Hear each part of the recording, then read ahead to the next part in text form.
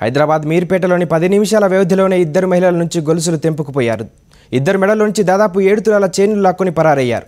మీర్పేటలో police station పరిధిలోని Prashanti hills రోడ్లో సరళమ్మ అనే మహిళ మెడలో నుంచి గొలుసులు లాక్కుపోయారు.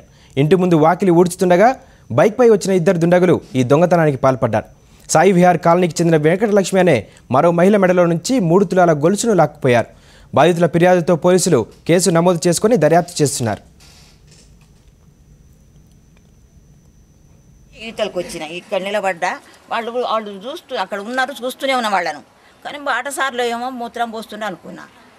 వాడు వస్తుండు, ఎందుకు వస్తుండో ఏమన్నా అడుగుతాడేమో అనుకున్నా. వచ్చిండు గల్ల ఆగిండు, అంతే, ఏం లేదు అక్కడ.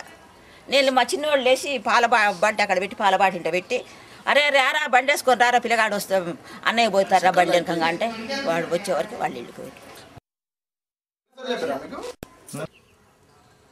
హైదరాబాద్లో చైన్ స్నాచర్లు రెచ్చిపోయారు. 10 గంటల వ్యవధిలో 3 మహిళల నుంచి గోల్డ్ చైన్లు లాక్కెళ్లారు. దీనిపై పూర్తి వివరాలు మా కరెస్పాండెంట్ వాసునడి తెలుసుకుందాం. వాసు, చెప్పండి, రోజుకు చైన్ స్నాచర్ల ఆగడాలు ఎక్కువవుతున్నాయి, భద్రత కల్పిస్తామంటున్న పోలీసులు కూడా విఫలమవుతున్నారనే ఆరోపణలు వస్తున్నాయి. దీనిపై మీ దగ్గర ఉన్న సమాచారం ఏంటి?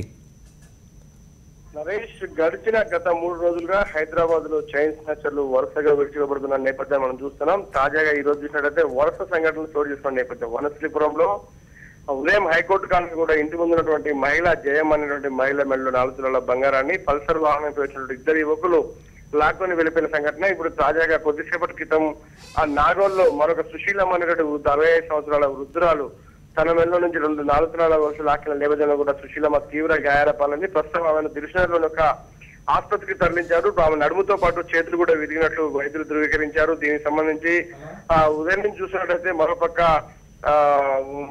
భ్రమరాంబ కాలనీ, మరోపక్క ఎస్బీఐ కాలనీలో కూడా ఇలాంటి సంఘటన చోటు చేసుకున్నాయి. అనురాగ్ బాగ్ సంబంధించినటువంటి సంఘటనలు కూడా ఒక మహిళ దగ్గర నుంచి 2 తులాల బంగారం చూసిన సంఘటన.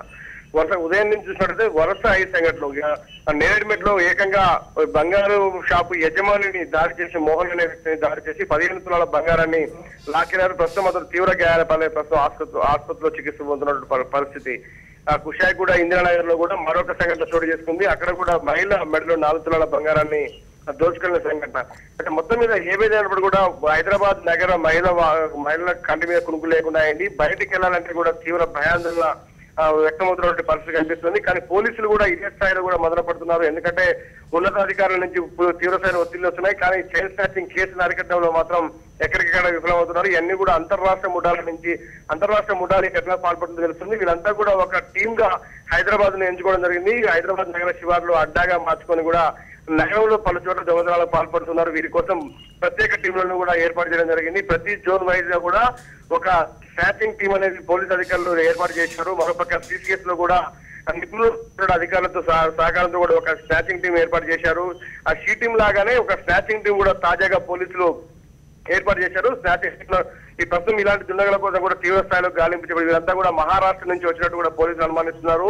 వీళ్ళు రావడంతో దాదాపు 50 మంది పైగా హైదరాబాద్ చేరుకున్నారు. వీళ్ళంతా కూడా ఒక డీసీఎం వాహనంలో, ద్విచక్ర వాహనాలు తమతో పాటు వాహనంలో ఎక్కించుకొని రావడం జరిగింది. వీళ్ళంతా కొద్ది రోజులు వరుసగా స్నాచింగ్ లో పలపడి ఆ తర్వాత కొద్ది నెలల పాటు కనిపించకుండా పోతారు. అంటే ఈ కేసు ఇవన్నీ కూడా వాళ్ళు చేస్తున్నటువంటి కేసులుగానే పోలీసులు అనుమానిస్తున్నారు. ఈ నేపథ్యంలో ప్రస్తుతం తీవ్ర గాలింపులు చేపట్టారు. Naresh, right, thank you Vasu.